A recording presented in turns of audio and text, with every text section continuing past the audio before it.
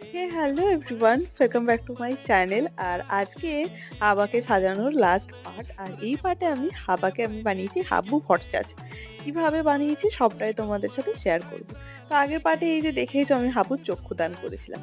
আর তারপরে এখানে আমি হাবাকে একটা তিলক আর এখানে একটা সুন্দর করে একটা পৈতে পরিয়েছি। কারণ হাবার এই চেহারাটা বা এই লুকটার সাথে আমার মনে হচ্ছিল একটা ভট্টাচ লুক যদি আমি ক্রিয়েট করি তাহলে ওকে কিন্তু আরো বেশি সুন্দর, আরো বেশি কিউট লাগবে। আর যেমন ভেবেছিলাম সেরকমই ওকে ভীষণ কিউট আর ভীষণ সুন্দর লাগছিল দেখতে এই পইতে তিলকটা পরে। তারপরে এই যে এখানে একটু রংটা উঠে গেছিলো ওটাকে একটু ঠিক করে নিলাম। আর তারপরে হাবাকে একটা আমি ওয়ার্নিশের কোট আমি ভালো করে ওকে লাগিয়ে দিচ্ছি।